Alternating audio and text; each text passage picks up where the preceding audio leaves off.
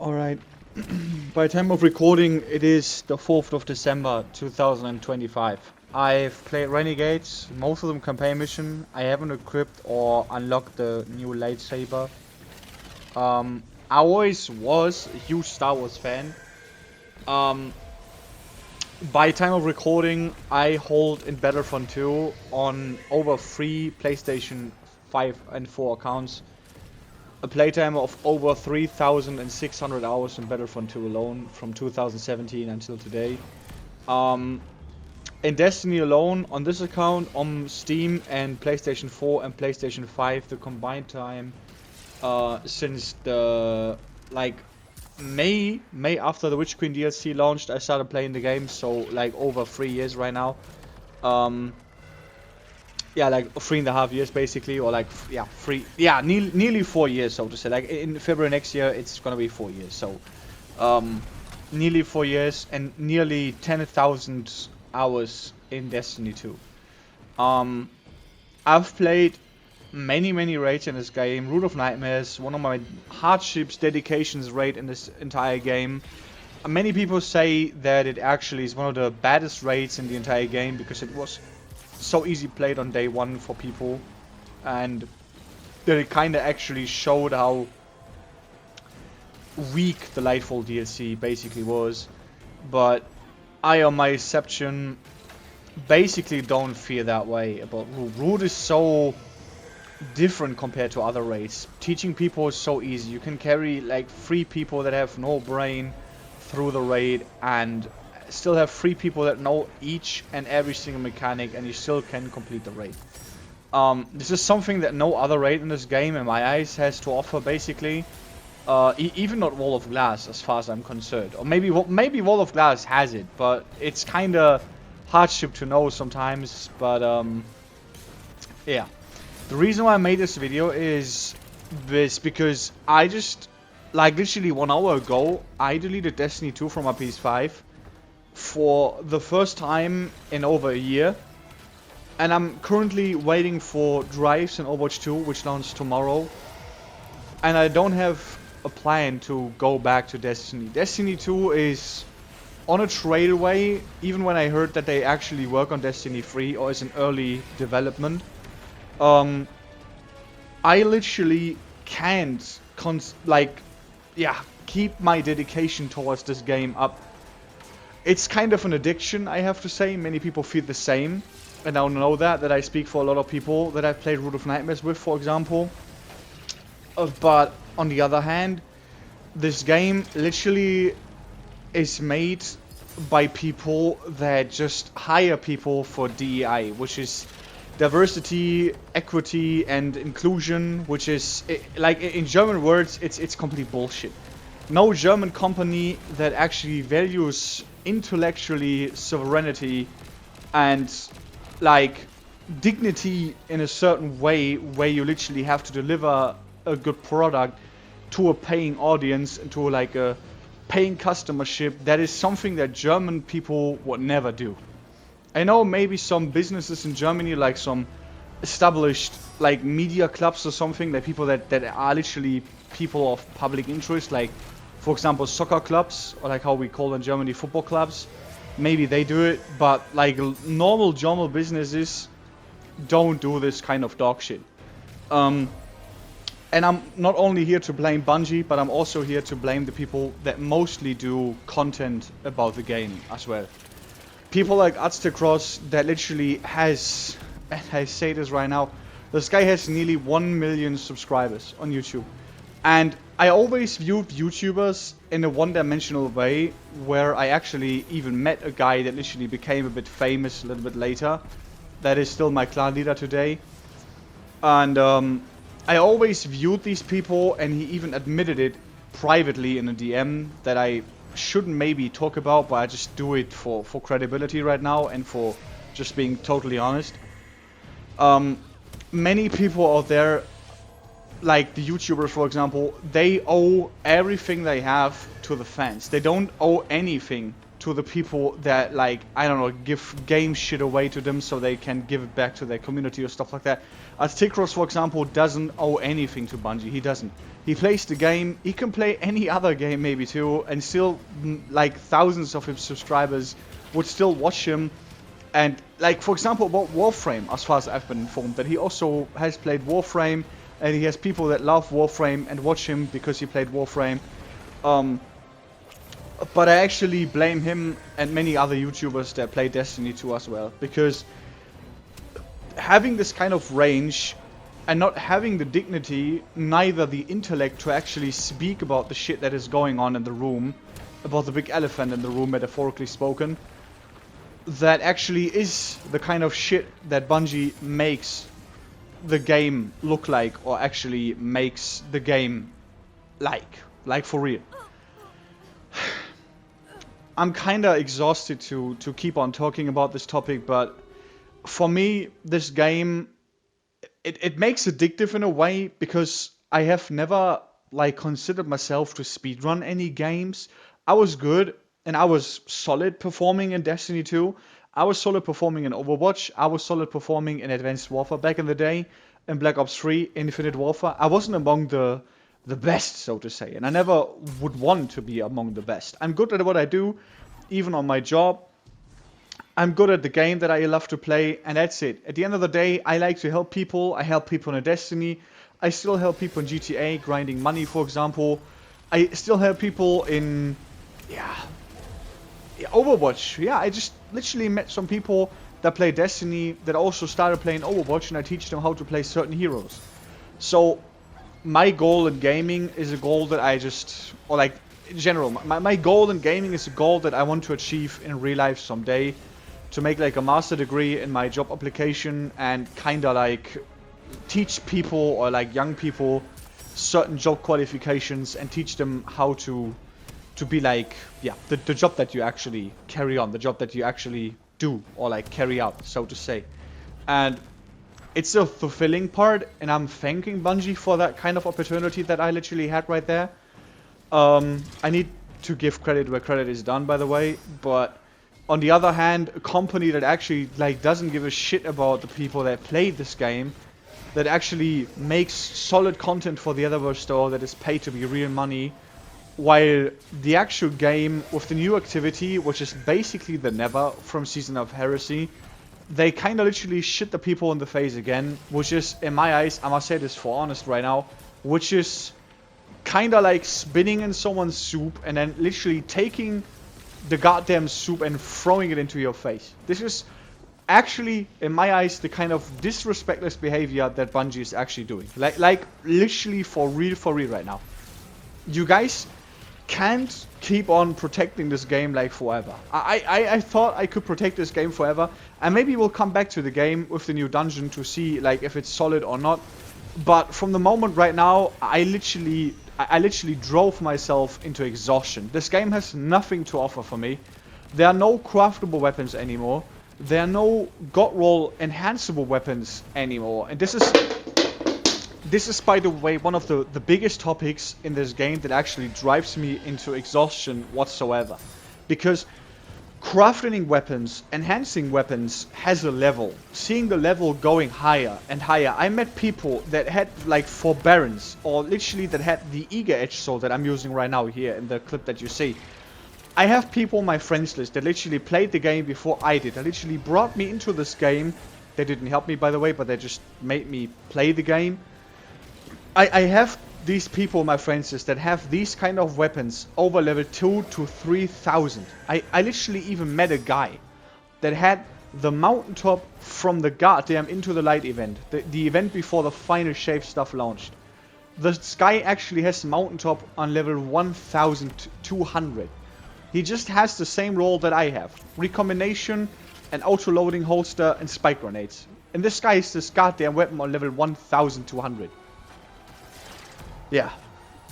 Like, yeah, the craft-running weapons, enhancing weapons, the level is kind of a progression system. Overwatch took the progression system out of their game, basically, and making a sort of new level system for each hero that you have, which is kind of retarded in my eyes. But hey, modern developers, they don't literally, in my eyes, have like a good plan, so to say, how to literally manage or how to yeah, like to take care of their game, so to say, like basically for real, like to be very honest.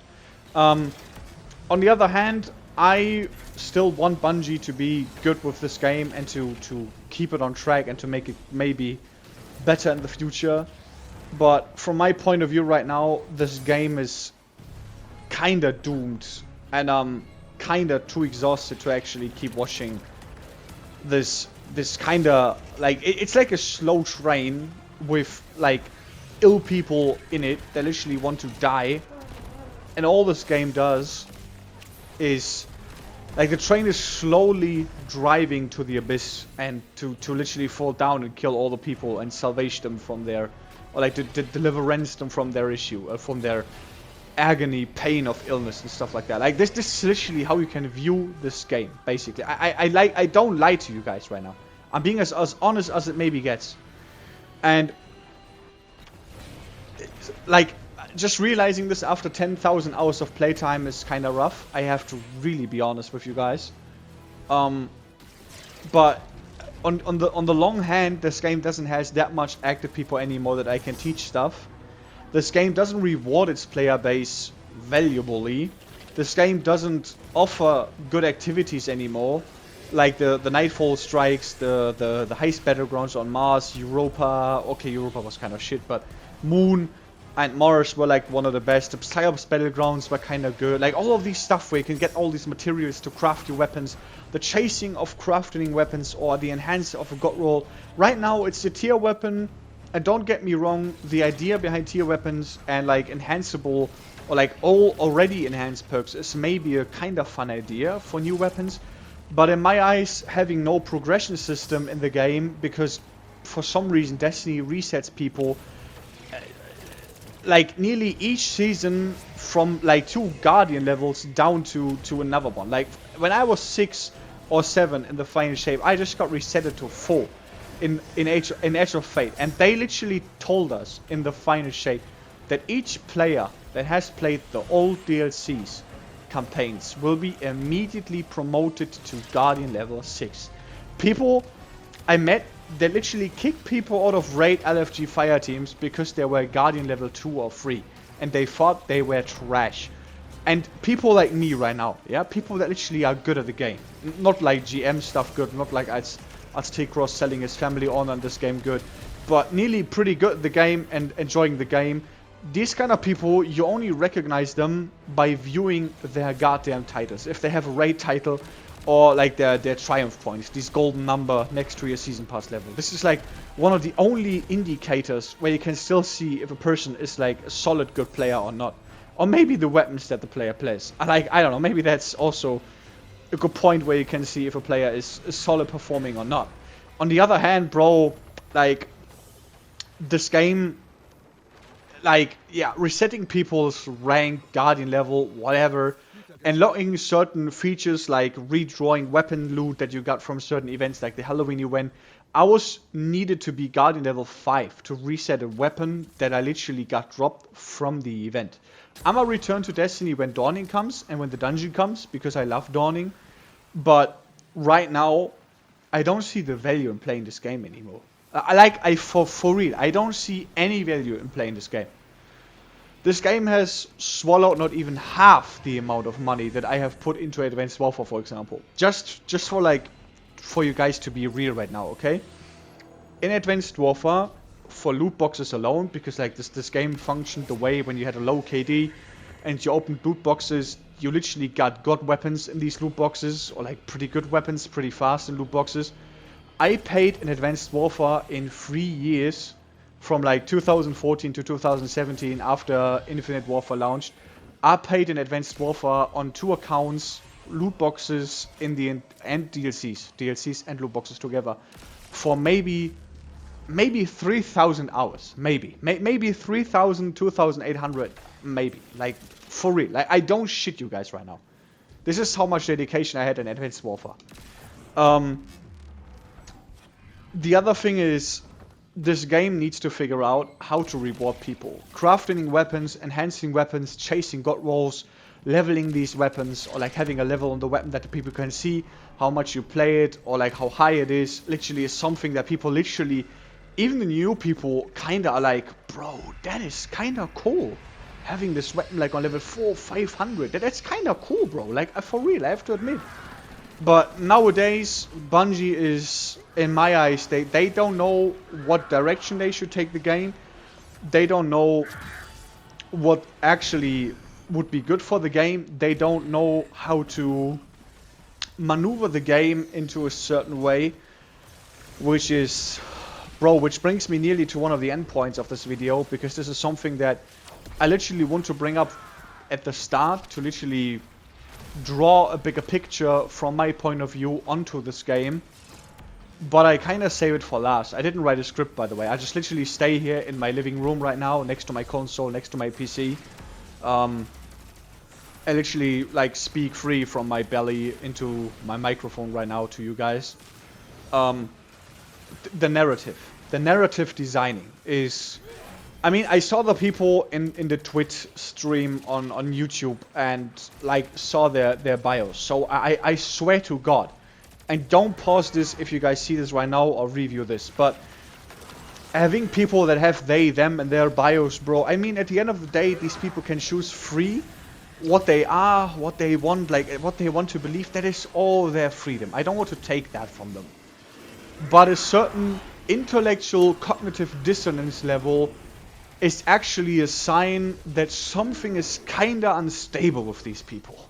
The nature has a kind of solid thing for that, which is glowing colors on certain animals, like poison frogs, like hornets, for example, that are like orange glowing, or like wasps that are like yellow glowing, stuff like that. Like even fire ants are like literally fire red. So like the nature literally shows you that something with these creatures is kind of wrong, and that you should like maybe take care of yourself by approaching these people, like these things. And kinda, this is like a nature sign of people, like they, them, colorful hair sometimes. Don't get me wrong, I'm a metalhead in real life, so I know people that literally color their hairs, but half the people that do this these days are like people that literally have cognitive illnesses. And this is, for me, for someone that is kind of depressive in real life, that lost some jobs and is perspective-less in his life sometimes, like I'm talking about myself right now, this is kind of something that I literally can understand the feeling of these people, but it's actually kind of dumb if you think you are in the position to lecture people or to tell people a story that literally was born from your delusional mind. And I literally, I watched Lord of the Rings, I watched X-Men, I watched like all the goddamn Avengers movie. I literally absorbed the entire Destiny lore. I literally can consume knowledge if I like the stuff. Or literally, if I like the stuff that I'm playing, that I'm watching, I can literally fast sink into the lore of the stuff that I'm playing and watching. This is one of my talents, so to speak. And the Destiny lore, which will be my endpoint for this video, maybe, if I don't get another point before the end of the video, by the way.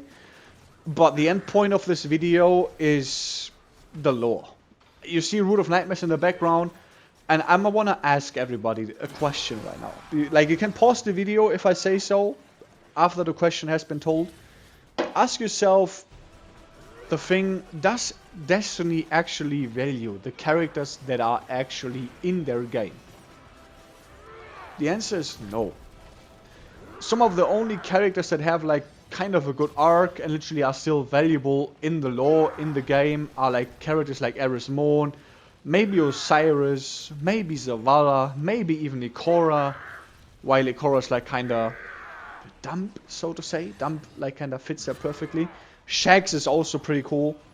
But like all the other people, like for me the two biggest examples of wasted kind of character development, and I don't want to talk about Crow, because Crow is like Kate. He's like the way that this character is 10 of 10, no flaws in my eyes. Like, it's just like peak character design. But to go about Nazarek and the Drifter was introduced to us, like not to me, but to you people when you played Destiny 2, in Season of the Drifter, if I see that correctly, or like if I remember that correctly. And he was like playing this game with the darkness, and was like bringing us stasis, and told us that darkness would be coming, and that a second collapse was on the way, and he like gathered some people to strengthen themselves to actually oppose the second collapse, the darkness, to actually push it away and make it pay and stuff like that. It's like the witness didn't know, but the what the fuck. The Drifter didn't know about the witness, as far as I have like consumed the lore, but he knew that some like kind of things were hidden in the pyramids and in the darkness that actually threatens us, and everything that literally follows the traveler, or literally like fights with the light of the traveler, so to say. And like bringing this guy in, and at the end of the dungeon prophecy, giving us the cutscene where he actually has a coin in his hand which shows a pyramid, and then his game gambit starts. Sets up the character, the Drifter, for everybody that is like, this guy maybe has a key role in the Light Darkness saga, or he's like preparing us in some way and like making us like do good shit in the final shape. And what did the guy actually do? What did our daddy Drifter do in the goddamn final shape? All he did was fucking appearing in a cutscene, bro. That's it. He didn't even talk. He wasn't there. He just appeared in a goddamn cutscene, bro. You build a character that was like on a diametric line. A diametric line is like from 1 to 10 basically. That is a diametric line. From how cool a character was in the diametrical difference between Zavala, Ikora that follow the light, the creed of the Guardians, and protecting humanity and only using light because light is good, darkness bad, and evil. Like a diametric line. The Drifter, where like Zavala, Ikora was good on 1, the Drifter was like maybe a 6, 7, like on the midline. And some people that were literally pretty bad and were using the light were like Sabathu, for example. I mean, she kind of rebelled against the witness, but she still killed light bearers and still killed like people that follow the light or like fight for the traveler.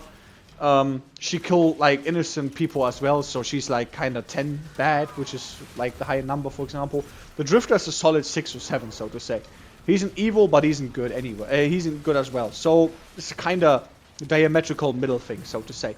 And this is, if you have like a universe and you fill it with characters, like for example Marvel. Yeah, I don't want to talk too much about Marvel right now, but you have like people, for example, Tony Stark was built up in a cave, was like forging his armor there, and had like little resources to do his first like iron suit.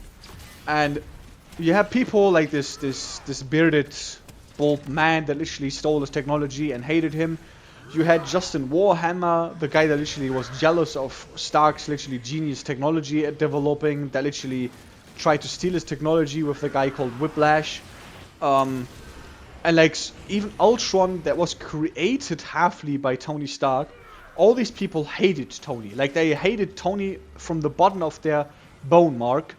And then you had this multi-galaxy villain that literally traveled through space to collect 6 tiny stones. And this guy is sitting there and is respecting Tony Stark's like thriving attempts to stop him, and literally says that Stark isn't the only person that is burdened with knowledge about certain things. And this is kinda what makes Tony Stark and Thanos so like kind of remarkable characters in the MCU so far. I mean, Doom is gonna be good too if he launched, hopefully. But bringing that back to the Drifter is so completely different to each and every light bearer that we have worked with. And of course, it would have been perfect if this guy had somehow some influence on the light darkness fight and maybe was talking to Sabathu. Like, I literally had some wild ideas about him, like literally going to the pyramid after we defeated Nezarek and maybe collecting some shit of Nezarek and bring us onto his ship, or like maybe releasing his taken army on the witness forces and stuff like that. Like, you had all this potential, all this guy had like some secret stuff on his ship, and all you do is just showing him in the cutscene, bro. And again, let that sink in right now. This is made by people. And bring this up again with the nature colors, with this like glowing red color, which means like these creatures are kind of dangerous. Maybe you should like step away from them. all of this was made by people that got hired by DEI. And the same goes for Nezarec. Nezarec, a being that wielded void energy like no other being in the entire universe. A being that was so powerful that it actually could like literally intervene or like enter throne worlds. Like throne worlds are like pocket dimensions, you know, like the Vex network in the game is like a pocket dimension. And Nezarec is a being that can actually enter these pocket dimensions without his physical body, but just with his will and consciousness, and can torn these worlds apart. Like he can literally take it over and turn it into a complete dumpster fire madness shit. And what did Bungie do? They just revived him for raid and us killing him again, then having him haunting with this like true threatening power, haunting him Mithrax, but at the end he just got wiped out of Mithrax, not dead, but he like literally lost the control over Mithrax by Aramis, which is also a character that I literally don't understand the redemption arc. I understand that she wants peace and that she wants a better life and wants to be free from this maybe darkness thing, but she still has much to literally be tried for in my eyes. But yeah, like she maybe deserved this kind of like peaceful outcome at the end of the day. But Nezarec is something that was, in my eyes, he led the attack on Earth, like the first collapse that we had. He was literally so high in the eyes of the witness that he literally carried the veil to the attack on the Earth, like the first collapse. That was how much the witness valued Nezarec, and I think this is like something that Bungie maybe needs to confirm in future lore updates. I think that Bungie, like that Nezarec got to the witness as a disciple because Ralk was like, "Hey, bro, this guy right there is like a menace. Look at what like he can do." And like this guy got worshipped by people, and he kind of like makes people insane and go like mad and stuff like that, and literally makes these people like go crazy. And maybe it's like better to have him as an ally instead of like the guy maybe that crosses our like plans just by being him, like being chaos and like being terror and stuff like that and pain. And what did Bungie actually do at the end of the day? Making like this kind of cool guy with this kind of immense power, and actually just killing on the raid, make him like in cutscenes appear in a like expansion later, or like in a kind of season. I mean the episodes basically were just like seasons, and yet we don't hear anything from Nezarec again. Like after the witness, if we consider Nezarec with full disciple status, how like some lore YouTubers say, with full disciple status, with full power, I think in my eyes as a disciple he was stronger than Rulk. Like I literally for real think that he was stronger than Rulk at the time when he became a disciple. And just by saying this right now, Nezarec should be the leader of the Dread and lead them to, like, I don't know, like to not like only attack the Traveler, but to actually try and steal like the darkness secrets that we gathered, like some like, what are these things called, like some echoes that only, we got 3 echoes maybe escape the Traveler, but maybe some echoes are hidden in the Traveler, and the Dread and Nezarec try to gather some of them to rebuild an army and to kind of like regain power and fight again until the bitter end, like until their demise or our demise. And Bungie says that the Light Darkness saga is over, but I literally sit here at the end of the video right now and tell you that the Light Darkness saga is over if you view it from a one-dimensional point of view, which is like, we just defeated a big guy in it. But like, there's like a big lake with other fishes in it. There was a big guy, yeah, we killed the big guy, but there are also still other fishes that we can fry, that we can literally take out and wipe out. But at the end of the day, Bungie is Bungie. Bungie doesn't care about the people that play their game. They have proven multiple times. This game is praised to heaven and is like kinda brought to you by people that literally have no dignity, that have literally no interest in actually pushing the game to a better place, and people that like literally crawl in my comments right now and defend Aztecross, bro. Like, you guys can literally go and fuck yourself. Aztecross is a guy that could save this game. I will literally give him a 5-point plan how to do it, and would literally go into a Discord call with Bungie and tell them what to do to save this game. But yeah, again, they don't care. They just don't deserve your love. And at the end of the day, I'm kind of thankful for the stuff that I did in the game, that I teach people, and maybe I will continue in the future. But for now, bro, like I'm exhausted. I'm out. This game literally can suck my ass. For fuck's sake, bro. I owe you guys one. Watch this video, enjoy, like, and subscribe. Bye bye.